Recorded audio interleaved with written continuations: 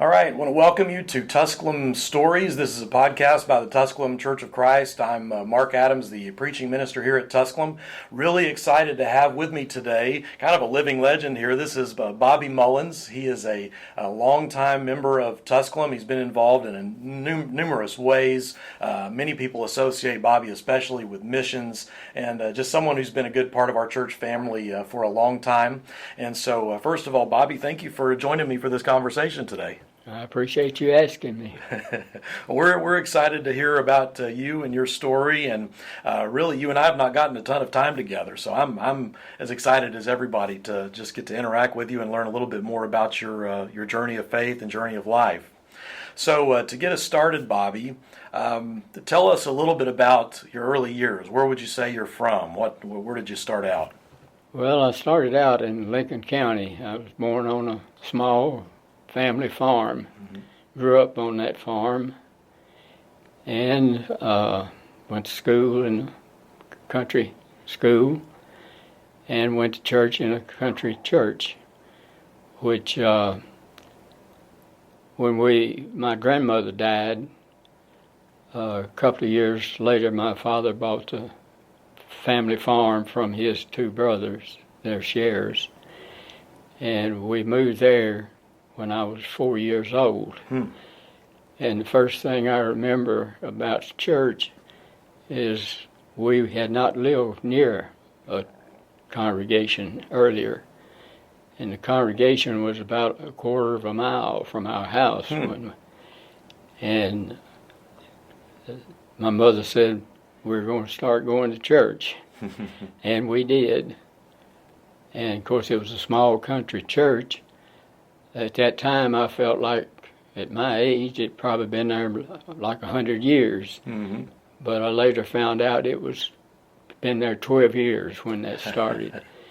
And our family doctor and my grandmother's brother and another member there in the community started the church. Yeah. So that was when I was 4 years old that we started. And I went to that country church from there on till I graduated from high school. Okay. And it was a small church. We didn't have a preacher, regular preacher. We just had a preacher occasionally. Okay. And so then when I graduated from high school, I had always planned that I was going to be a farmer. Okay. And I had studied during my 4 years of high school to be a farmer.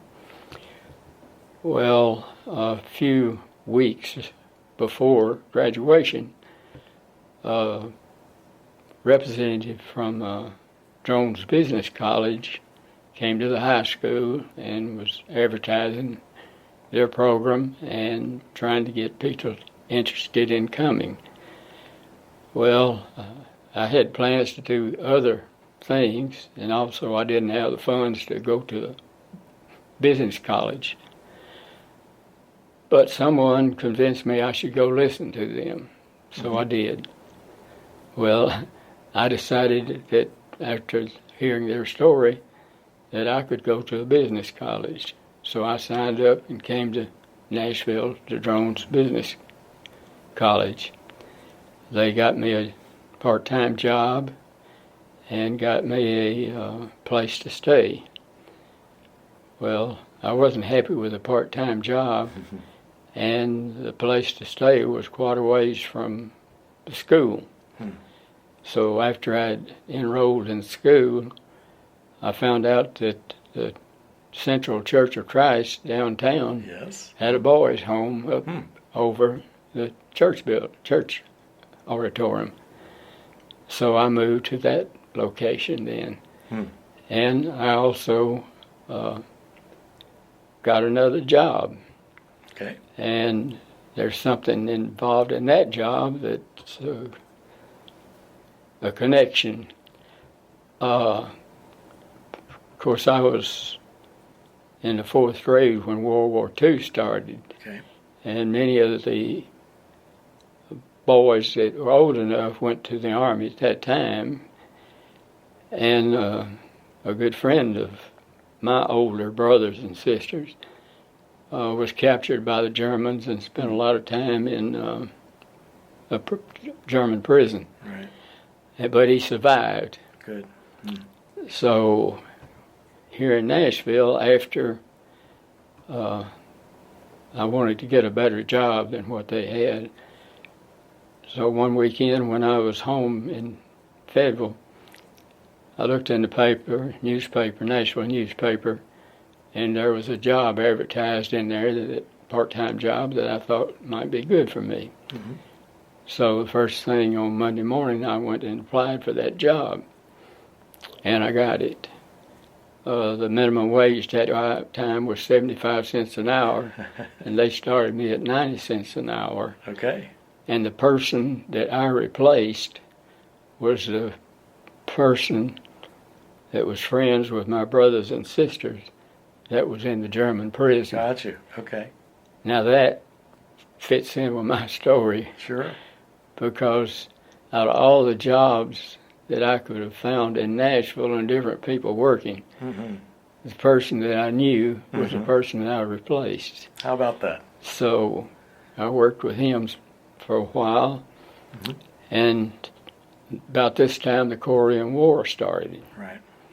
So he told me, he says, you better get in the Navy or something before you get drafted, because I've been there and done that.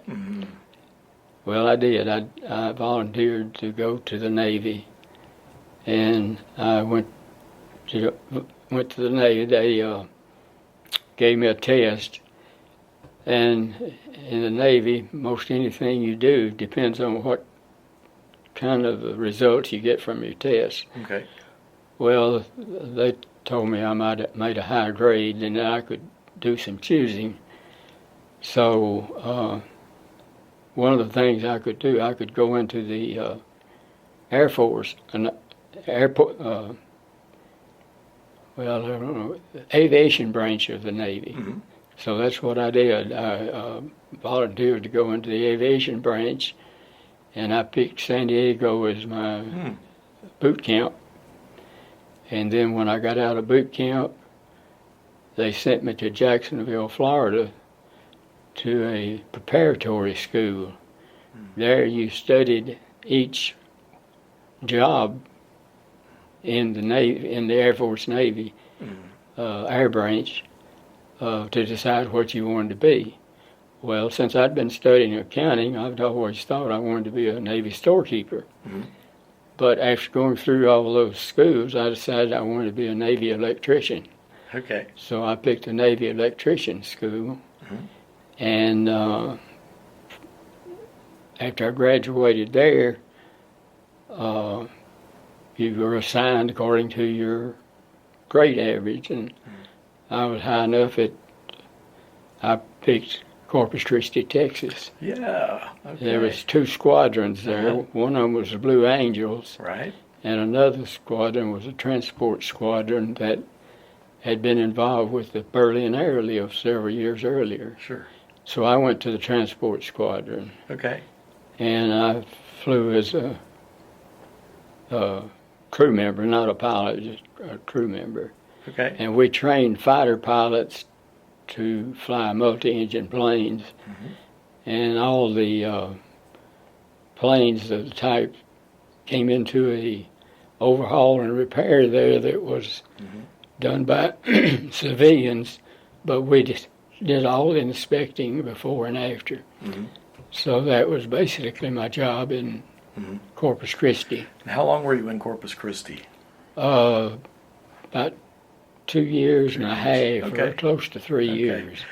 Yeah. And short time before I was due to get out, they disbanded that squadron, and they gave us a choice of picking where we wanted to go. So I picked Jacksonville, Florida area. Well, they sent me to Sanford, Florida, which was a small country town north of Orlando, and Orlando was a small town before Disney. Right. And this was a squadron that had an AJ airplane, and they were photographic squadrons. They were making pictures, photographs all over the world. Mm-hmm. But I had nothing to do with the photographs, know nothing about them, but I did get experience on working on the AJ. It had 2 radial engines and 1 jet engine. And I think it compared to the U-2 that the Air Force had. Mm-hmm. But I was stationed there then until it's time to be discharged. Okay. And there's a long story about the different things that I've done that put me here to where I am today. Sure. So, well, why don't you tell us a little bit about your family history? At some point, you got married, had some kids. How did that all come together? Well, I graduated from high school 1 week, and the next week, I go back. Before I got out of high school, when I was about 8 or 9 years old, the government was regulating the amount of tobacco and cotton farmers could grow. And my brother did a lot of measuring, going around and checking on those to be sure that they didn't overgrow. Mm-hmm. And at 8 or 9 years old, I went around with him a lot when school was out. Mm-hmm. So, short time before I graduated from high school, I got that same job. Mm-hmm. And so the weekend I graduated from high school, the next weekend was Decoration Day at the cemetery where my grandparents and some other relatives are buried. So I took my mother and grown sister and her daughter and my younger sister all down to that cemetery for Decoration Day. Mm-hmm. Well, as we drove in to park, a girl that lived near that cemetery and her sister and another girl had walked up there that afternoon just because they didn't have anything else to do, and they were leaving just as we went in and parked. And there was those 2 sisters that I knew and another girl with them. Mm-hmm. So they introduced me to that other girl, and they walked back into the cemetery looking at the different flowers and things. And so when we got through doing that, we started walking back to the car. So I asked, they didn't live too far, but I asked them if they wanted to ride me to take them home as we left. And they said yes, and I did. And that other girl was Mildred. Mm-hmm. So that's how we met. So I got up early the next job and went to the office and pulled her daddy's records so that I'd be the person that would measure the cotton. So that's how we met. Okay. And then this, of course, this was back before I went to the Navy, and I went to the Navy, and we got married after I'd been in the Navy about 2.5 years. Okay. Which is 72 years ago today. So, this is your anniversary? Yes. Well, happy anniversary. 72 is quite an accomplishment. Thank you. Yeah. Yes, we got married, and I had to go back to Corpus then, and like this was on November the 13th, and I came back on Christmas leave, and she went back to Corpus Christi with me then. Okay. And then, of course, she also, then we were transferred to Sanford, and went down there in August, and I got out the next March. Mm-hmm. So we spent the winter in Florida traveling around. Mm-hmm. So y'all got to go to several places then? Yeah.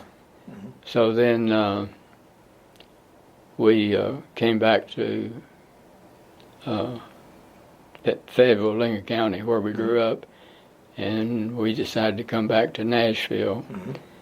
And Mildred's sister and her husband lived in East Nashville, so we got an apartment over there, and started looking around then.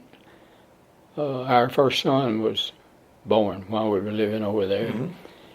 So we started looking around to buy houses, and ended up moving in over at Tusculum just a short time before the congregation was established. They were started looking, and people were looking and meeting about starting a congregation. So you've been here since really the very beginning. Yeah. Okay. So we had our first meeting over there on Haywood Lane in that open air market. And I don't know which meeting it was, but it was really open air. Both sides were open, and it came a downpour one Sunday, and we all got wet before we could get those doors closed. And but that first day men met as soon as the church was over, or that afternoon, and we had to name a treasurer, and Bill Atnip was the first treasurer. Okay. Because we had some money, and we started looking for names, and we couldn't name it Nolensville Road Church of Christ because there was already a Nolensville Road Church of Christ at that time. Okay. But we came up with the name of Church of Christ at Tusculum. All right. And cool. So I want to touch back on you and Mildred for a second, because y'all got quite an accomplishment you got today for your anniversary. So if I could get you to advise us, if we would like to be able to reach 70 plus years of marriage, what are some things that have really made marriage work for you? Well, I think one thing is we try to make both people happy. Yes. Are pleased. And I think another thing is Mildred's a much better person than I am. It helps. It helps. So I think she's made it work. There you go. Well, that's good. That's good. I'm sure she has nice things to say about you too. Yeah. Good. Well, so you've been part of Tusculum since the very earliest days. I know you mentioned as a child, you kind of moved when I think you said you were 4. Y'all had a location closer to a church, started attending regularly. At what point would you say you really came into kind of making your faith your own? What helped you to do that? Well, I guess I left out something there. Like I said, that we didn't have a preacher. We had Sunday school. Is mostly what we had, with one of the members doing some speaking as if he had been a preacher. But we didn't have many different classes. So actually, I was never really taught like people are today. So I never became a Christian while I was there.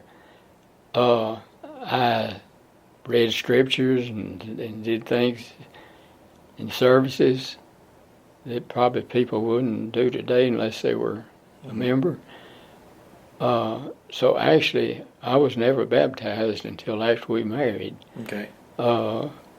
Mildred was a Christian, and when we got married and went back to Texas, went to Corpus, we lived within a block and a half, I guess, or something like that, of the church.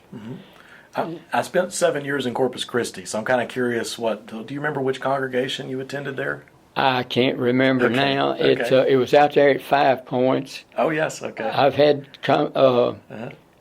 during my mission work, I've worked with that congregation. Okay. They wasn't they Air Street by any chance? Was it maybe Air Street? It could have been. I can't remember. That's They fine. made Been a long time. baptistries for prisons. Oh, okay. Well, so were you talking about Windsor Park? Well, that's what they moved and changed their name. Okay. Yeah, That's the church I preached at in Texas. Is that right? Yeah, for 7 years before I came to Tusculum. Good. So we've attended two of the same churches, just not at the same times. Yeah, yeah. That's right. I worked with them. We bought quite a few baptistries and put them in. We've had Tusculum has done a lot of prison ministries. In fact, we had one preacher that we supported that went into a women's prison and did a lot of preaching. Yeah. But actually, in addition to buying baptistries to be used, we donated money to them for them to make baptistries for other congregations. Right. Yeah. Well, they're still going strong down there. Still doing that. And other things. Well, that's something. Yeah, they were up there at 5 Points, and I don't know what time I don't know when they moved, but we lived within about a block and a half from well, there. great. Well, so you were telling me the story of you said you became a Christian kind of once you were into adulthood. You'd been part of churches for a long time. Well, we were married and went to Corpus Christi. When we were being transferred from Corpus Christi to Sanford, we had to leave and went home and stayed a while. And I was baptized. That's when I was baptized. I would have been like 21, I guess, or something like that. I'm not sure the age, but it would have been. That's when I was baptized. And then, of course, there was a small congregation there in Florida that we went to. And then when we came back to Nashville, we visited several congregations in East Nashville.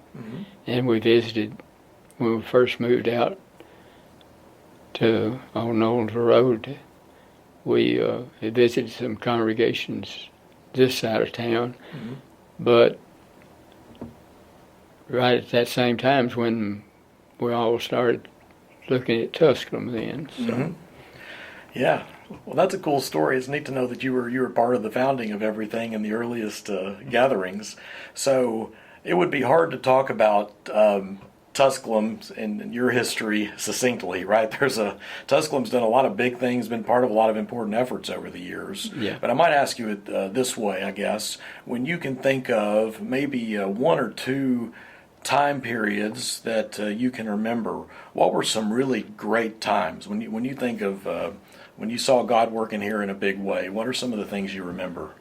Well, we had a program one time that, this was a personal work program set up, and it took about 60 people to operate this program, and we reached our high point during that program, and we had other congregations come and talk to us about that program. We had it set up, if you were not at service on Sunday morning, or if you were there and didn't sign a card, you would get a call on Monday or Tuesday. And some people that preferred not to sign cards started signing them. Better sign a card than get a call, huh? So that we reached our high point at that time, which was right around 900. And I think that's one of the best programs that we had.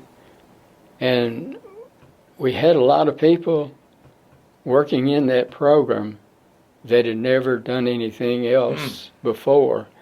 And through that we learned that lots of times people will step up and work and do things if you ask them. This is true. They won't volunteer, but if you ask them, they will. So I think that's one of the best programs that we had. Yeah. So I know that to talk about Bobby Mullins, you are kind of synonymous with missions at Tusculum. Yeah. That's been a huge passion of yours, remains a passion of yours. You're not always physically able to be here with us, but I know you're still quite committed to all the things you've worked at for all these years. So talk to me a little bit about what helped you find a doorway into your missions involvement. What made you so passionate about that? Well, I guess it's just that I want to tell as many people as I can about Christ. Yeah. And missions is the best way to do it. Mm-hmm. And we've had many mission programs. We've had programs. We've done mission work in Russia. We were involved with Eastern European missions right from almost the beginning when they were smuggling Bibles into Russia and hiding them in barn halos. And we've been involved with missions in China. We had a speaker at Tusculum one time. We couldn't tell his name because of his safety. So we've had missions. We've had missions in India. We've had just all over New Zealand, Australia, Hawaii. Have you been able to go and visit some of those mission points? No, I've never been to any place outside the States. Okay. Now, I've been retired 28 years, and a few years. Well, it would have been in the 90s. We had our mission chairman, Bill Floyd, had been with us a long time, and he was 90 years old, and he felt like he should retire, but Charles Watson and I guess the committee convinced him that if he would stay with us, that we would do all the legwork. So about that time, Charles and myself and one other, which I don't think of his name right now, we started visiting our mission work in the States. All the years, as far as mission work, foreign mission work, we had very few problems. We've had some, but not many. But in the States, it's a different story. I don't know why that is. But we started visiting all of our congregations. I recently, just from memory, I think we've been involved with about 27 congregations in 17 states. Wow. Over the years.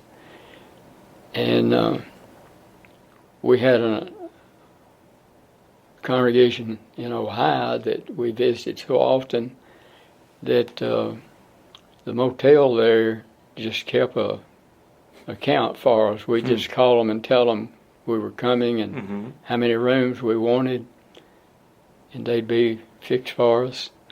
They'd send us a bill after we got home, and we'd pay them. So we built the building and everything there, and we even built it with a facilities to hook up a camper that people could come in and park. Yeah. So we've been involved with Charles and Joanne and Mildred and I visited almost all those congregations. I guess some of them were as far north as Michigan, and some as far south as Louisiana. Okay. So Charlie has told me some stories about how he's enjoyed those visits with you. He remembers those very fondly also. Yeah. Yeah. And there's a congregation in North Carolina now that we were involved in starting, and they're an hour ahead of us on Sunday morning, so we listen to their Sunday school on Sunday morning. Mm-hmm. And your grandfather held 2 meetings down there. Okay. We sent him down there one time, and then they liked him so well they had him come back one time. So that's another thing. I've had a lot of good experience with your grandfather. Right. I've learned a lot from him. He was on the committee with us, and then of course he was preacher too, and so I've. It's been a good connection. Mm-hmm. Yeah. When we were getting started, Bobby, before we started recording, something you said to me, you were talking about how as you look back over your life, you really feel like God has had his hand in the whole journey. Could you help me connect some dots? When you think back about some of the ways you've really seen God at work in your life, what would you say about that? Well, I think the plan is there just as clear as it can be. And I'm going to write it down pretty soon because I don't think I have a lot of time left. When I was about 18 months old, I fell off of a cotton wagon, which is very high, the sideboards and all. I fell right in front of the wheel, they tell me, and I rolled away from it. I've had several, well, I don't say several, but different instances like that. And like when my time to get out of the Navy was coming up, we had discussed me staying in. And we had decided I was going to stay in and make it a career. Well, just before, short time before, I made some kind of a request to do something. I don't remember what it was. Didn't amount to anything. But it was refused. Okay, we said, we're not going to put up with that for 16 more years. So I got out of the Navy. And it was the same way. I would go back to where I met Mildred. If either one of us had been a minute earlier or later, we may never have met. That's right. So then after I got out of the Navy, well, I had the aviation experience, electric experience. Well, there was a friend there that told me he could get me in the good job at the Arsenal in Huntsville. So we had to make a choice. We're going to stay in Huntsville or we're going to come to Nashville. Well, we decided to come to Nashville. So we came to Nashville. I went through radio. Well, actually, I checked in this much earlier before I ever went anywhere about radio and TV repair. Well, I went through radio and TV repair. Well, IBM offered to send me to Endicott, New York, and go to school and come back and work for them. Well, I decided not to do it. So, if I'd done that, well, what would happen? It's just there's several things like that during my lifetime that we've made a decision. And sometimes we had made a decision to do something, and then just like the part about staying in the Navy, right, for almost no reason at all, we changed our mind. Right. So that's where I think God was involved. That's right. So yeah. I just think the Bible that my life was planned, and I pretty much followed it. Yes. And Charles and Joanne and Mildred and I had a lot of good experience with traveling, visiting these different congregations. Yes. And so thinking about the future, Bobby, You got to be part of the earliest years when Tusculum was really started off as an idea, right? Before we were a church, we were an idea. Yeah, You got to be part of all of that and all the phase of getting things going and growing and running things. And you've seen decades worth of our history. When you start thinking ahead to the future, at this point we're an established church. We have a great history that we're very proud of, and we're also confronted with a culture that's rapidly changing, that's challenging. When you think about what you pray for our church, what are some of the things you pray about? Well, I'd like to see us do more mission work than what we're doing today. Mm-hmm. I know the virus and different problems we've had has affected it. Yeah.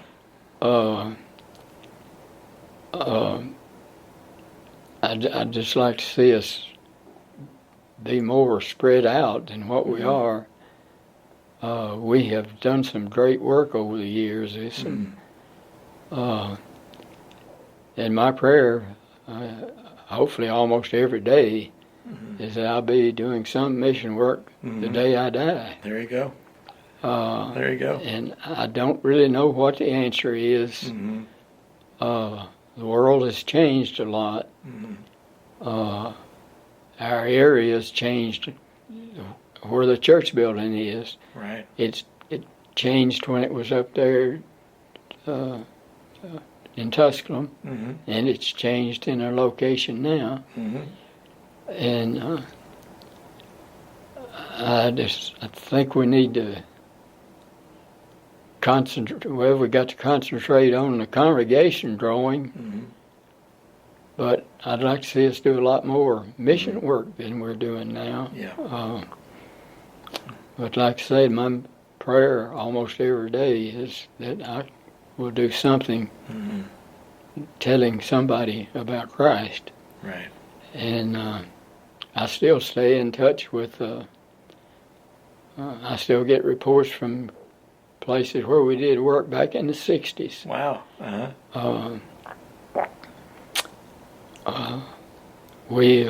There was one, well, it was in South Africa, the country South Africa. That, yes. We had, actually the mission committee wanted to go in there, but the elders felt like it was too dangerous. This has been a lot of years ago. Right. And they have all the different colors there, and it is a bad place. But they went in there, and they've really been successful. I still get reports from them, even though we are not involved with them. It's been a good work, huh? Yeah. Yeah. So. Good. Well, so here's a different kind of question. None of us knows how long we have until God calls us home. We just don't know. But there is coming a day when God calls you home. And when you think about, for the first time, when you open your eyes and you're there and you've made it and you're in the presence of God, what is it that you most look forward to? Well, before that, I don't know of a scripture that says this. I don't know where I got the idea. I believe an angel takes your soul from where you are to where you're going. And that's what I think of most, I guess. And after you get there, it's just so, I just can't comprehend what it would be like. It's but you're especially excited about the journey there and the accompaniment. That's a good thought. Yeah. That's a good thought. Well, Bobby, we really appreciate you making some time for us today to tell us more about your story and Tusculum's story. And I know I would say on behalf of all of us, we just thank you for first for your service to our country in the military, but especially your service to our church. I think some of the best workers we could ever hope for are the ones who do it because of passion. You did it because you cared and because you wanted to, and I know God has been honored through all of your areas of service. So we thank you for being you, and we thank you for joining us today. Well, I enjoyed it, and I enjoy the work. I look forward to it every day. And Good.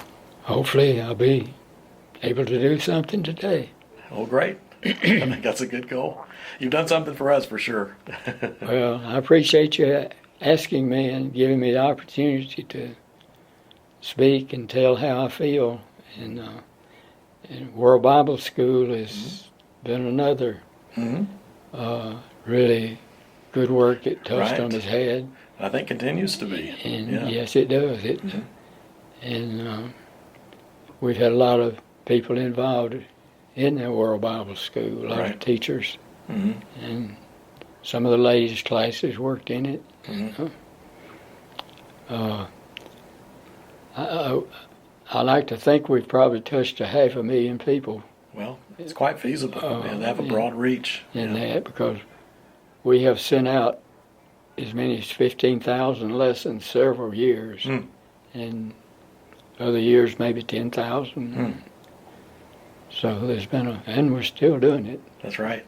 Not at that level, but we're still sending them out. Yeah, and I guess we could mention that for everybody who's watching. If there's something you'd like to get involved in, World Bible School is a great option. We do correspondence studies, and it's on the internet now. And at one time, it was expensive for us to do it, but it's free now. Wow. Any teacher we can get, it doesn't cost them anything, and it doesn't cost us anything. And the people that sign up have changed. For many years, nearly all of them were in foreign countries. Well, now we can pick the places we want to advertise, and we're advertising in Nashville and the Middle Tennessee area, and in Kentucky and West Indies. We're advertising there because we have a missionary there, and we're advertising in Western Canada because we had a missionary there at one time. But probably 90% of the people that are signing up today are in Nashville or Middle Tennessee. Wow. And like I said, it only costs you some time. If you want to teach one a week, you can. If you want to teach 50 a week, you can. It's just whatever. Great. And it doesn't cost the congregation anything, and it doesn't cost us, the person, the teacher. Great. But That's a good opportunity. We've only got a few people doing it. All right. Well, I think it's good you put in a word for that effort, and I know people are glad to know about it. Okay, good. Good. Well, it's been a pleasure having you, Bobby, and we hope if you don't have a church home, you'll come check us out at the Tusculum Church of Christ. And this has been a good conversation with Bobby Mullins, and we just thank you for joining us today.